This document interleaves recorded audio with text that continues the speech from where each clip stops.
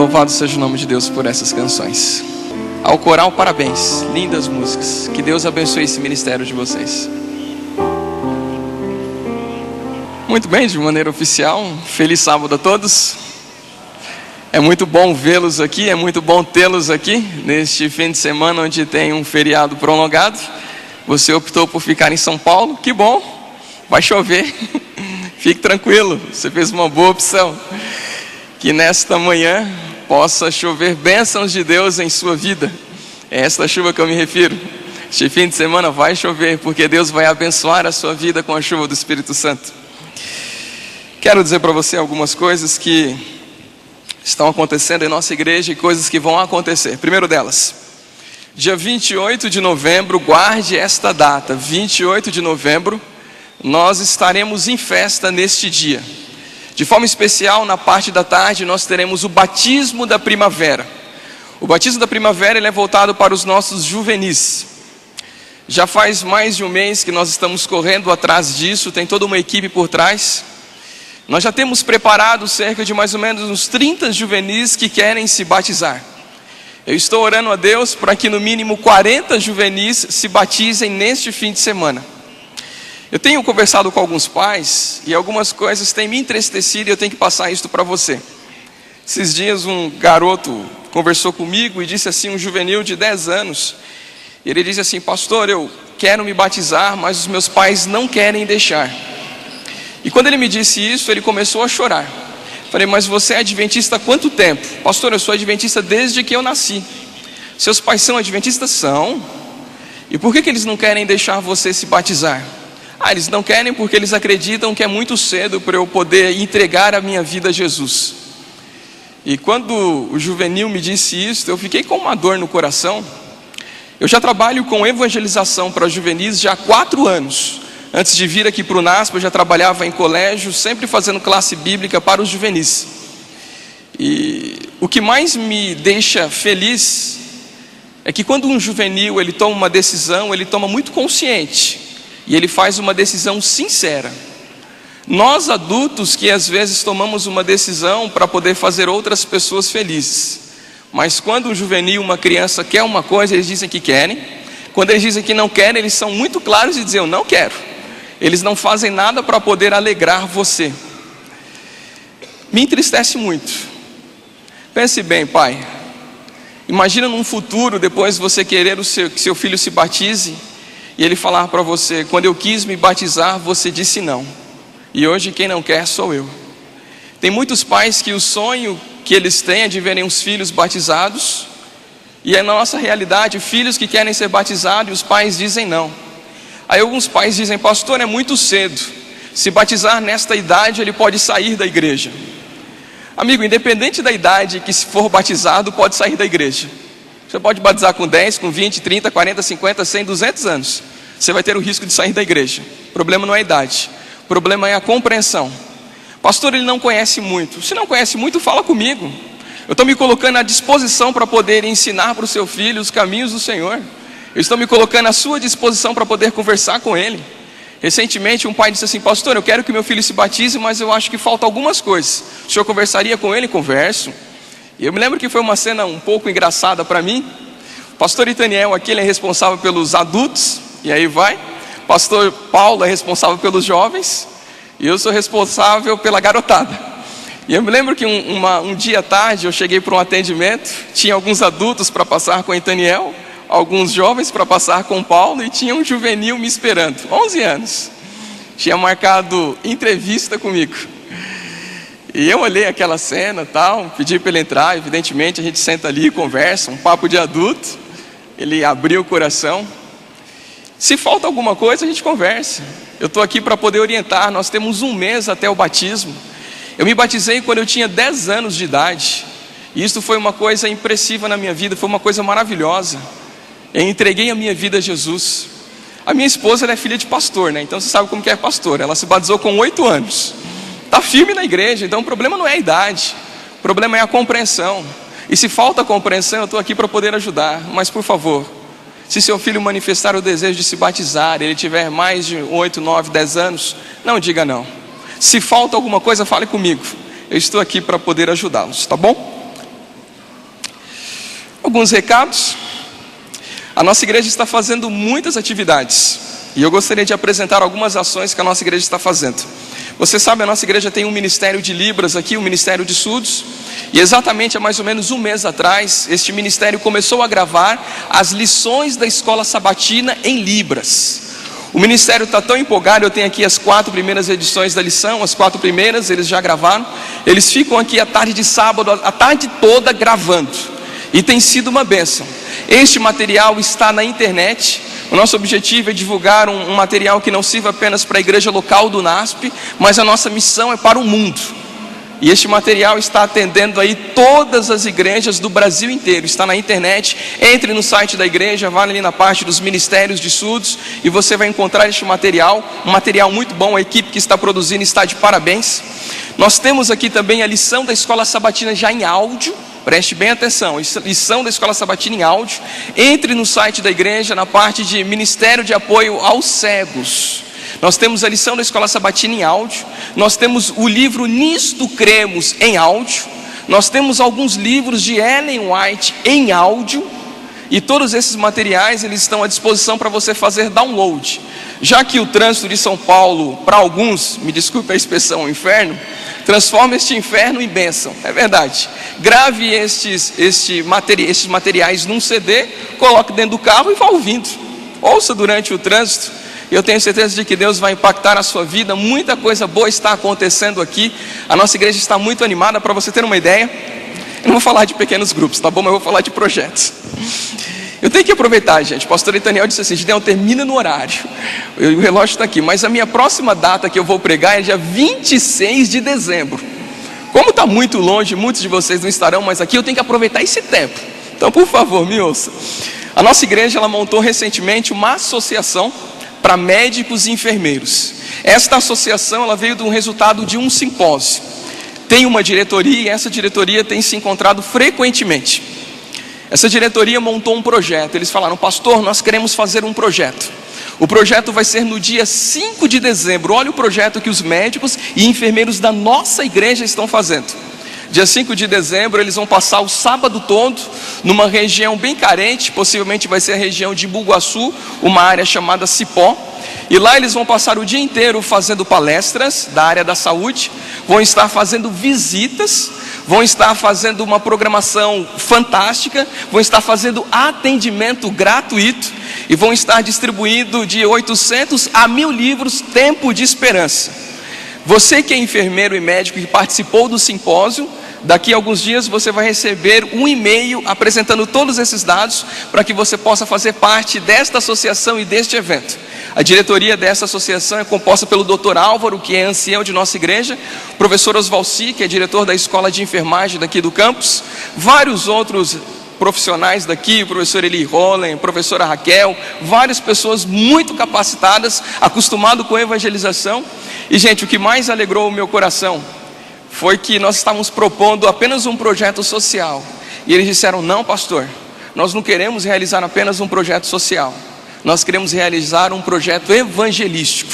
A parte social é apenas a entrada, mas o objetivo é evangelizar essas pessoas. E naquele momento, como pastor, eu senti aquele orgulho santo de ver os médicos de minha igreja, os enfermeiros daqui, com este objetivo missionário. Muita coisa boa está acontecendo. Você precisa fazer parte, você precisa entrar neste grupo, você precisa se envolver, que esta igreja está crescendo. Recentemente uma moça me disse assim: pastor, a juventude da igreja está perdida. Eu falei: opa, corrigindo, não. Quem está perdido talvez sejam os seus amigos, as pessoas que você conhece. Mas não vem dizer que os jovens estão perdidos, não. Concordo contigo que tem muito jovem que não quer nada com nada. Mas tem muitos jovens aqui na nossa igreja que são consagrados a Deus. Tem muitos jovens aqui de valor. Sexta-feira passada eu fui com um grupo de jovens, mais ou menos uns 20 a 25 jovens. Eles têm um projeto de toda última sexta-feira do mês entregar sopão lá na Praça da Sé para as pessoas desabrigadas. Eu pedi para eles mudarem a data para que eu pudesse acompanhá-los. Chegamos na Praça da Sé, meia-noite, voltei por volta de umas 3 horas quando eu cheguei em casa. Passamos ali boa parte da madrugada entregando folhetos, entregando sopão, entregando roupas. E é um projeto que eles mesmo mantêm eles mesmos fazem isto sem auxílio de ninguém, do grupo, deste pequeno grupo de jovens. Tem um outro grupo de jovens que todo sábado à tarde sai da nossa igreja aqui 2 horas. Um grupo de uns 30 jovens vão dar estudos bíblicos e entregar folhetos lá no bairro do Paranapanema. É isso sim.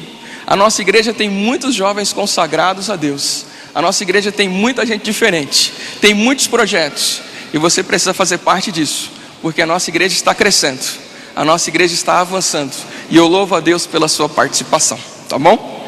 E antes que você me pergunte, a nossa igreja já tem 91 pequenos grupos, tá bom? Para você não ficar tão ansioso. Feche os seus olhos, vamos falar com Deus.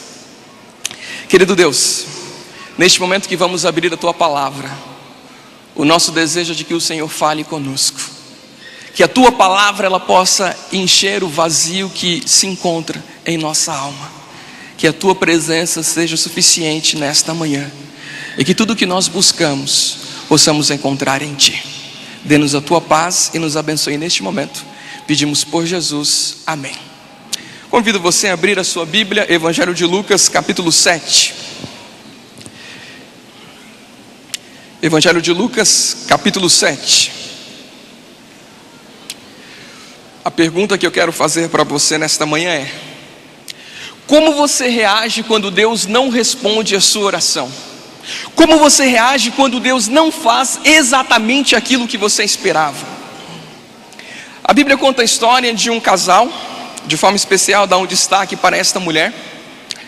Uma mulher que sempre sonhou. Todos nós temos sonhos e isto é maravilhoso. Essa mulher um dia ela sonhou casar-se. E eu fico imaginando todos aqueles pensamentos de um casamento fantástico, um casamento perfeito, um casamento feliz. Essa mulher se casou e penso eu de que ela foi muito feliz durante o casamento, ou pelo menos no início do casamento. O casamento estava indo tão bem de que este casal conseguiu ter um filho, um garoto. A família era completa, a família era feliz, a família era dedicada a Deus. Mas a vida nem sempre é da forma como nós esperamos. Às vezes a vida ela nos dá algumas rasteiras, às vezes a vida nos traz algumas surpresas, e essas surpresas elas são até desagradáveis. Um belo dia o esposo desta mulher ficou doente, e a situação foi piorando. Esta mulher não sabia o que fazer, leva então este homem até os médicos. Os médicos olham para aquele homem, tentam diagnosticar e dizem: nós lamentamos, mas nós não encontramos cura para a doença deste homem.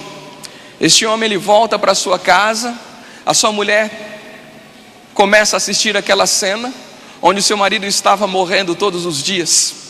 Essa mulher orava a Deus, clamava a Deus, e parecia de que quando mais ela precisava, Deus estava distante. Um belo dia ela percebeu de que seu esposo não reagia. Ao tocar nele percebeu de que ele já estava gelado. Esta mulher ela entra em desespero, ela começa a clamar, começa a gritar a dor da morte de alguém que você tanto ama. Penso eu de que a criança naquele momento entra naquele local, ela abraça o seu filho pequeno, olha para aquela criança e diz: fique tranquilo, nós vamos superar, nós vamos suportar esta situação. Acontece o enterro do pai, alguns dias se passam, aquela família está se reerguendo novamente, aquela mulher volta a sorrir, seu filho está crescendo, mas a vida ela é cheia de surpresas, e algumas surpresas elas são bem desagradáveis. Um belo dia aquela mulher percebe de que o seu filho está doente. Esta mulher ela entra em desespero. Esta mulher começa a chorar, ela começa a clamar, e ela diz: Senhor Deus, por favor, o meu filho não, o meu esposo já se foi, mas não deixe que nada de mal aconteça ao meu filho. Mas por mais que esta mulher orasse, parecia que Deus estava distante, parecia de que Deus não se importava com sua vida. A criança piorava, ela leva a criança aos médicos, os médicos não descobrem o motivo daquela doença, a razão.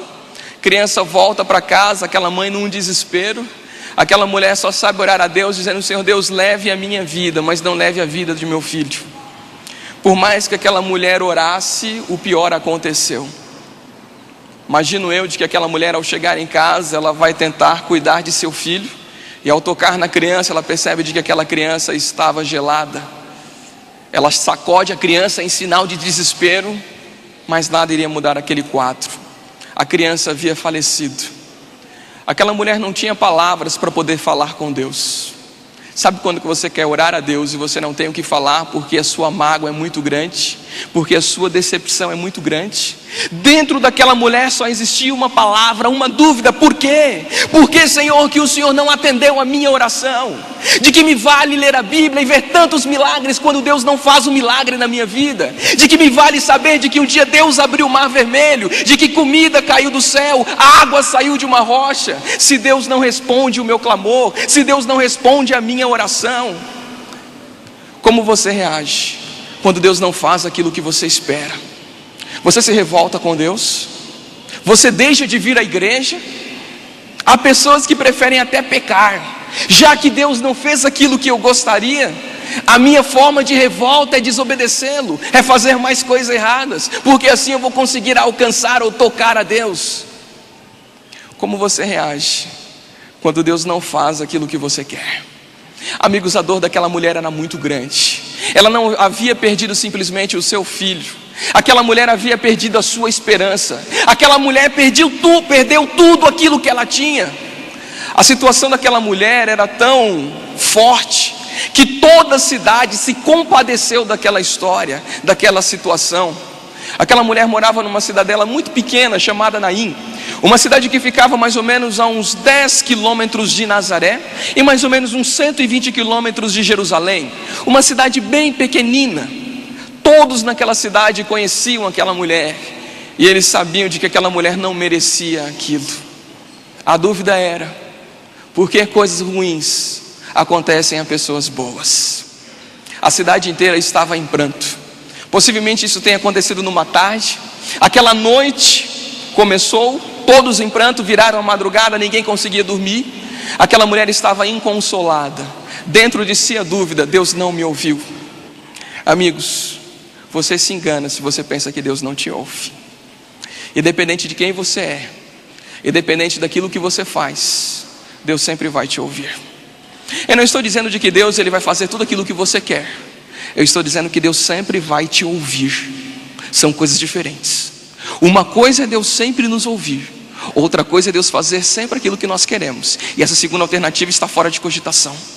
Aquela mulher, por mais que ela orasse a Deus, Deus estava ao seu lado. Naquela manhã, enquanto ela se preparava para poder ir até o cemitério e ali então depositar aquele filho, enterrá-lo, Jesus ele sai logo cedo da cidade, possivelmente estava nas cercanias de Nazaré.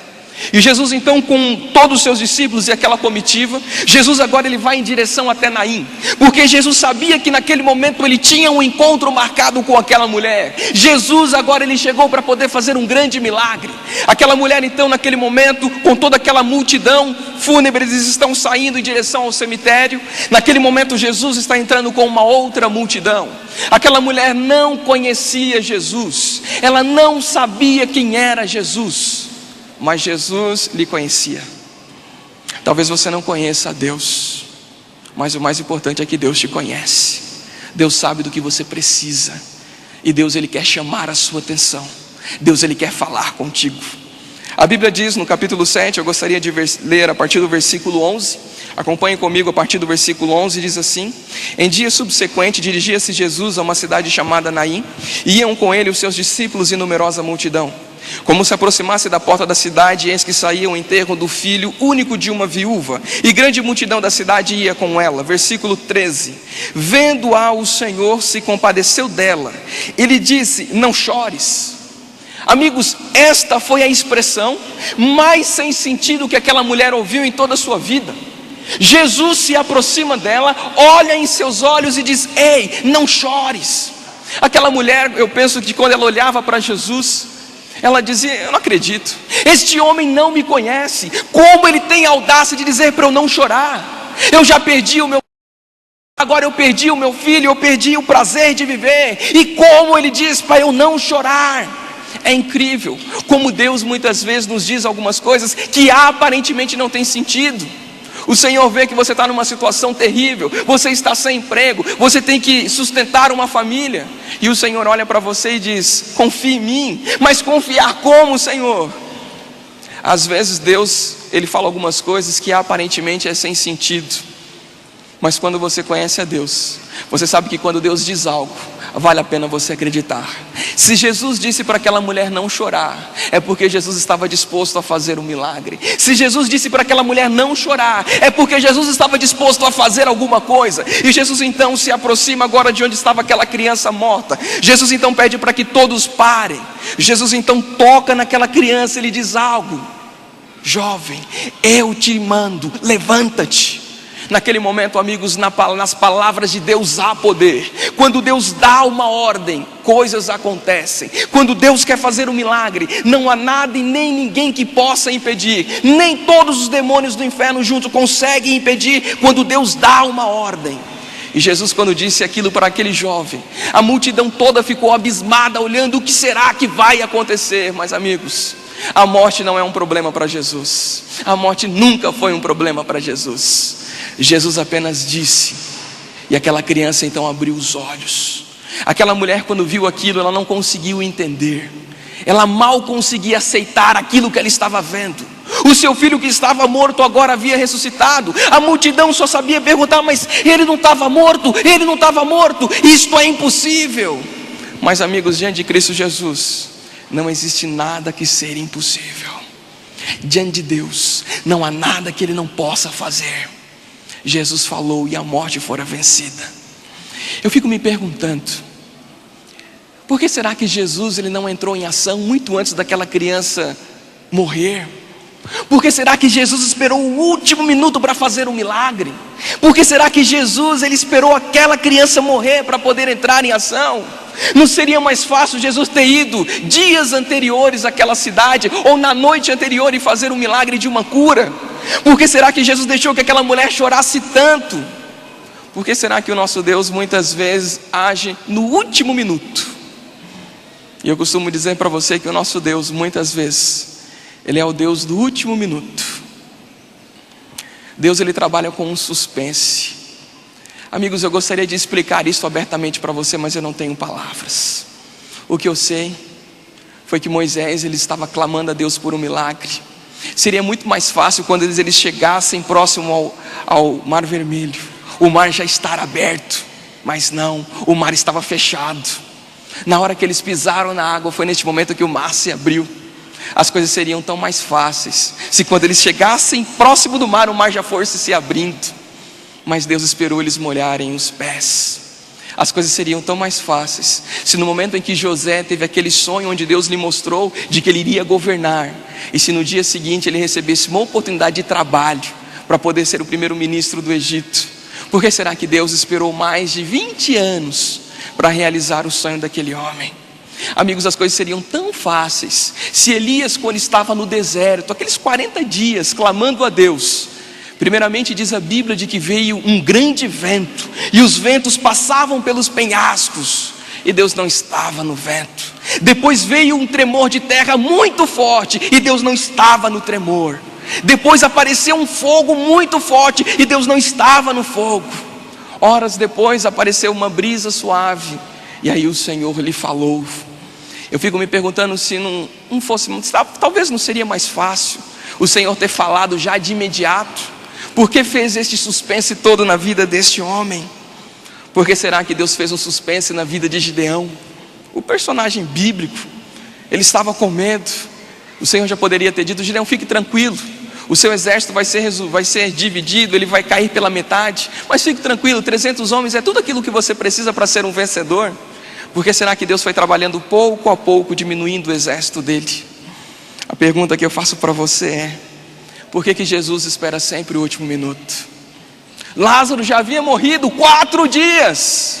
Por que Jesus não fora visitar este homem que ele tanto gostava quando ele estava doente? Porque Jesus esperou para que ele morresse, para então depois de 4 dias ir visitá-lo.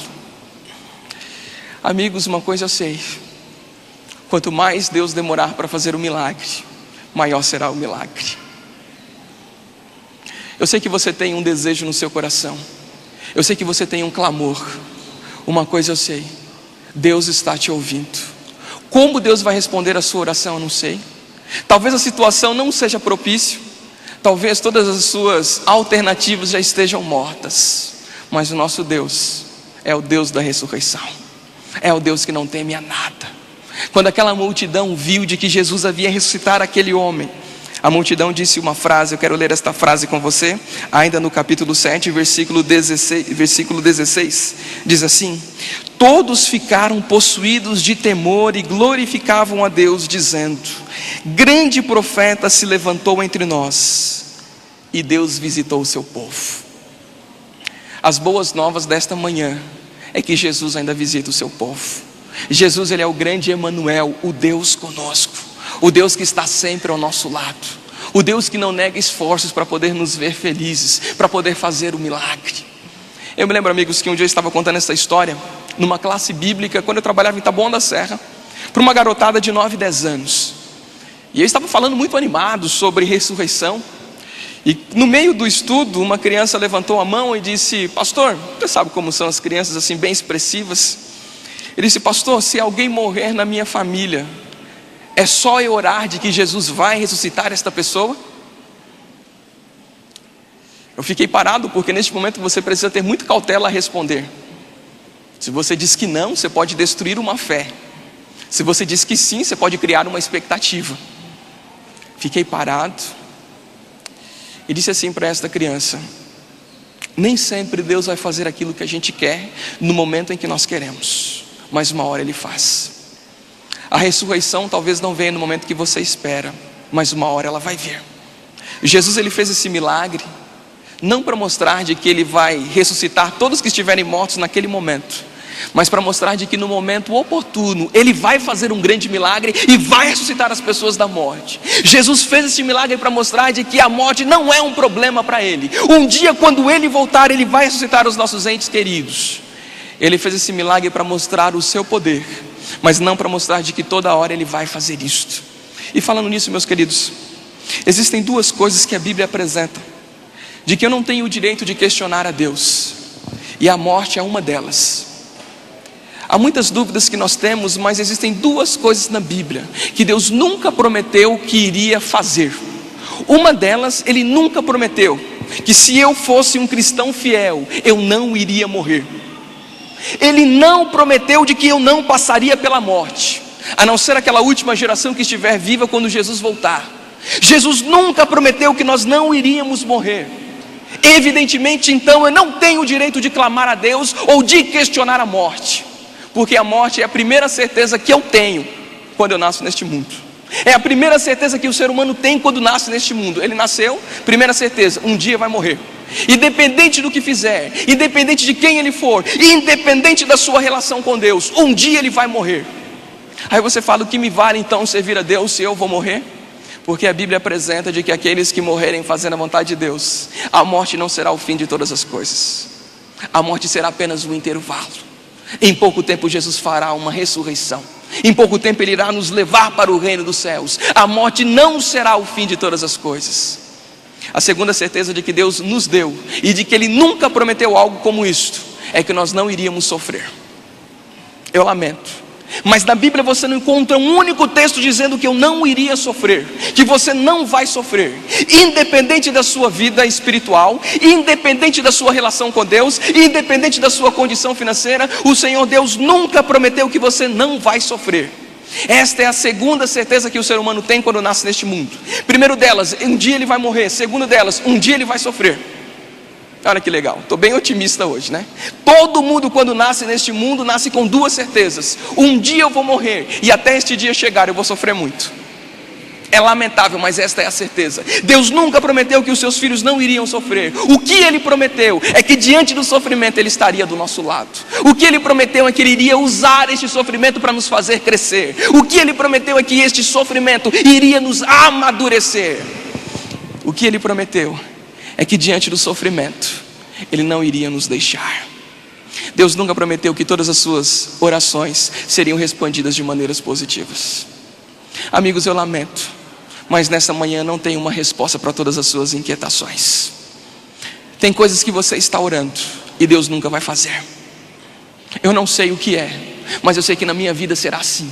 E eu preciso estar preparado para isso, porque Deus ele não é um marionete, um joguete na mão dos seres humanos. Nós servimos a Deus pela fé. Pela fé quer dizer que Deus não vai fazer tudo aquilo que eu quero, mas a fé diz de que a minha vida está nas mãos de Deus, e se for bem, se na hora certa Ele faz aquilo que Ele quer. A minha fé não são em coisas, a minha fé é em Deus. A minha fé é de que a minha vida pertence a Deus, e Ele vai fazer da minha vida aquilo que for melhor. Mas algumas orações que eu tenho, a Bíblia é muito clara em dizer: Deus não vai atender. E eu posso citar para vocês o exemplo de Paulo. Paulo, um homem fantástico, um homem destemido nas mãos do Senhor, um homem evangelista, um homem consagrado, que orou tanto a Deus, para que Deus tirasse o seu espinho da carne, e Deus não tirou. Deus não tirou. Boa parte dos teólogos dizem de que este espinho da carne possivelmente tenha sido um problema de visão, eu creio assim, mas não são todos os teólogos que têm esta visão, ou este pensamento. Mas uma coisa eu sei, independente exatamente do que foi, houve uma oração de Paulo de que Deus não atendeu. Talvez você tenha um espinho na carne, uma oração que você faz, um pedido que você tem, e de que o Senhor não vai responder da maneira que você quer. Eu não estou dizendo que Deus não vai te responder, porque não também é uma resposta. Entendeu essa? Não também é uma resposta. Deus não é obrigado a fazer tudo aquilo que eu quero. Deus ele faz aquilo que for melhor para a minha vida.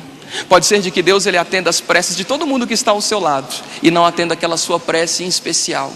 Isso não quer dizer de que Deus te ame mais, isso não quer dizer de que Deus te ame menos. Quer dizer de que Deus tem um propósito diferente para a sua vida. Por isso que é injusto eu ficar me comparando com outras pessoas. Mas Deus atende as preces de todo mundo. Deus curou fulano, Deus curou cicrano, Deus fez isso com aquilo e com aquilo outro e não fez comigo. Volto a dizer, isso não quer dizer de que Deus te ame mais, não quer dizer de que Deus te ame menos. Quer dizer de que Deus tem um propósito diferente para você. E eu louvo ao Senhor Deus, porque a minha e a sua vida está nas mãos de Deus. Ellen White ela termina o livro Educação, livro fantástico. No último capítulo deste livro, Ellen White ela apresenta que naquela manhã da ressurreição, quando Jesus Cristo descer a esta terra, enquanto ele fica na nuvem, ela apresenta de que o mesmo terremoto que está destruindo, assolando o mundo, derrubando prédios, é o mesmo tremor que está abrindo alguns túmulos. Ellen White neste capítulo ela diz de que a primeira pessoa a nos saudar será o nosso anjo da guarda. Você tem um anjo da guarda de que Deus comissionou para ficar do seu lado 24 horas. Ele é o seu anjo protetor. Na manhã da ressurreição, este será o primeiro ser a te saudar. E Ellen White diz de que este anjo, quando te saudar, é este anjo que vai lhe apresentar alguns porquês. É este anjo que irá lhe responder algumas coisas. É este anjo que irá dizer por que algumas orações que você fez, Deus não atendeu. E sabe como ela termina dizendo? Aquilo que nós orávamos a Deus pensando que era uma bênção, nós vamos entender de que era uma maldição. E aquilo que nós orávamos a Deus, talvez pensando que seria a maior de todas as maldições, na verdade foi uma das maiores bênçãos. É preciso ter fé para crer nisso. Por que Deus age no último minuto? Não sei. Por que Deus espera tanto? Eu não sei. Mas mesmo sem saber, eu vou continuar crendo. Mesmo sem saber, eu vou continuar servindo. Mesmo sem entender a maneira como Deus age, eu não vou perder a minha fé. Satanás ele irá colocar inúmeros obstáculos em sua vida. Muitas orações não serão respondidas. Mas se Deus lhe der algo, louvado seja o Senhor. Se Deus não lhe der, o Senhor continua sendo louvado. Mais do que nunca Deus precisa nesses dias pessoas que sejam como Jó, pessoas que digam: Deus me deu, Deus tirou, louvado seja o nome de Deus. Mas a sua fé precisa ser inabalável, independente de coisas, porque talvez a sua vida ela seja testada, assim como foi a vida de Jó, e você não pode cair. Deus é o Deus dos milagres? É. Deus pode fazer milagres? Pode. Pode todas as coisas? Pode. Existem impossíveis para Deus? Não existem. Mas eu não sei se Ele irá fazer tudo. Mas uma coisa eu sei, a minha vida está nas mãos de Deus, e Ele vai fazer simplesmente aquilo que for melhor para mim. Que nesta manhã Deus Ele possa te abençoar muito. Que nesta manhã você possa sair daqui com uma certeza: Deus me ama, e aquilo que for melhor para a minha vida Ele vai fazer. Se Ele não fez aquilo que eu esperava, então não era o melhor para mim. Talvez eu não entenda, talvez eu não aceite, mas não era o melhor para mim. Você é filho de Deus. Deus visitou o seu povo. Deus continua a visitar o seu povo, e Deus não saiu de perto do seu povo. Deus sempre ouviu as suas preces, Deus sempre ouviu a sua oração. Na hora certa Ele vai fazer. Se Ele não fizer, não era o melhor para você. Que nesta manhã você saia com essa certeza: Deus está no controle da sua vida. Viva pela fé. Que Deus te abençoe, que Deus te ilumine, e que enquanto você viver, você viva para a honra e glória do Senhor Deus. É o nosso desejo. Amém. Amém.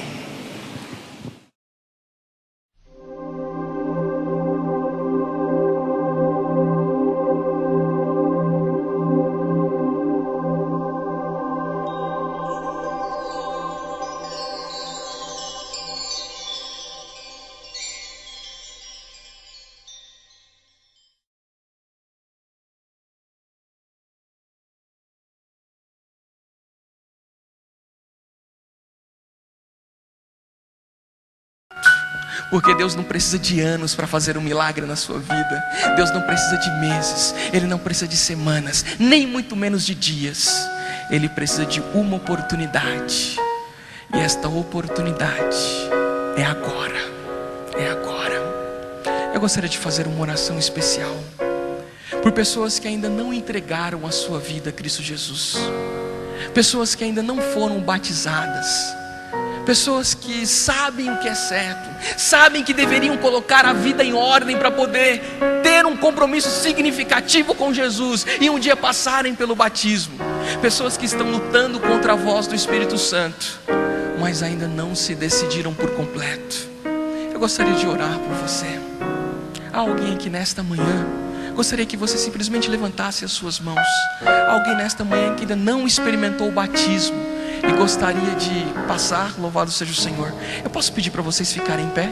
Posso pedir para vocês ficarem em pé? Louvado seja o Senhor. Paulo e família, amém. Há alguém mais aqui? Louvado seja o Senhor por você, meu irmão. Louvado seja Deus.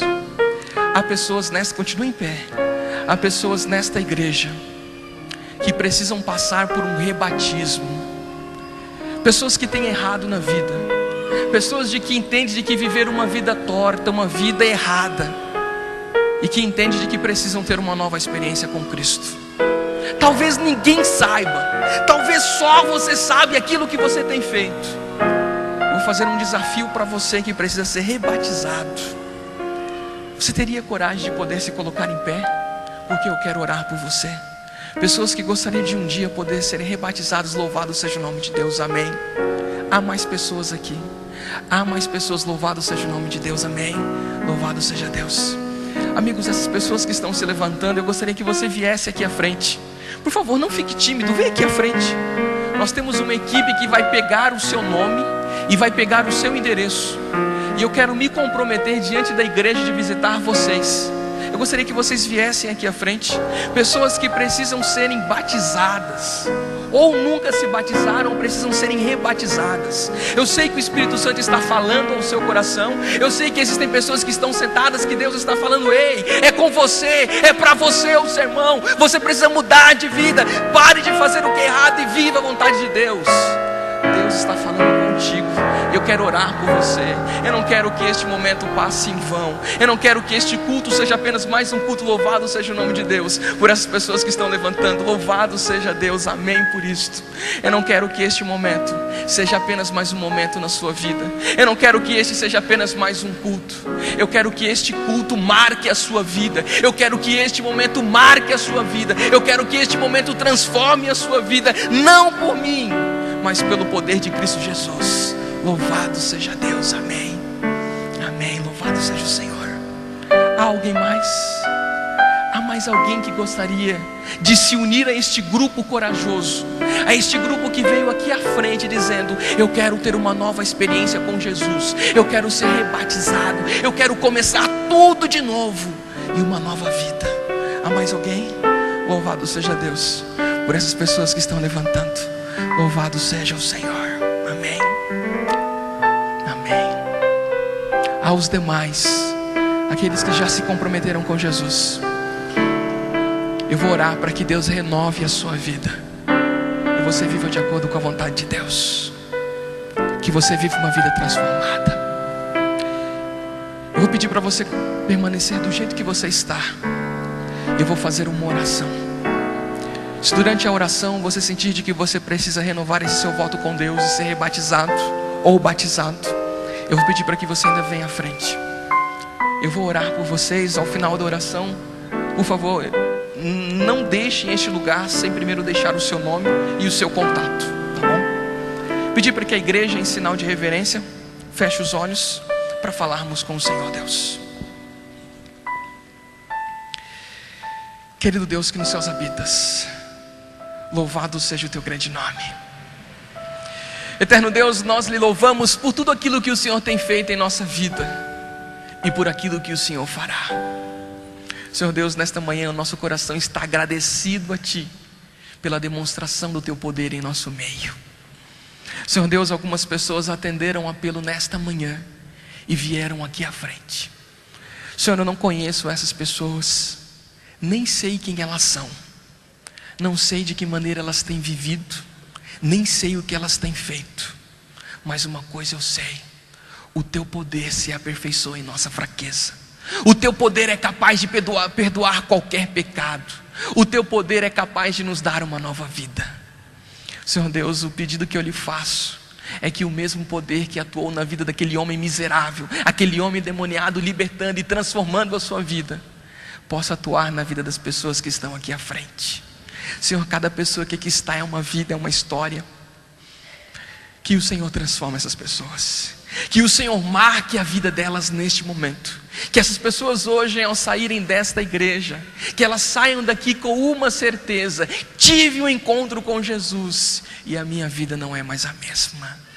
Senhor Deus, que esta igreja continue fazendo a Tua vontade. Peço também pelos membros que estão aqui sentados, os membros que precisam renovarem a sua vida com Deus. Que cada vida, cada fé seja renovada.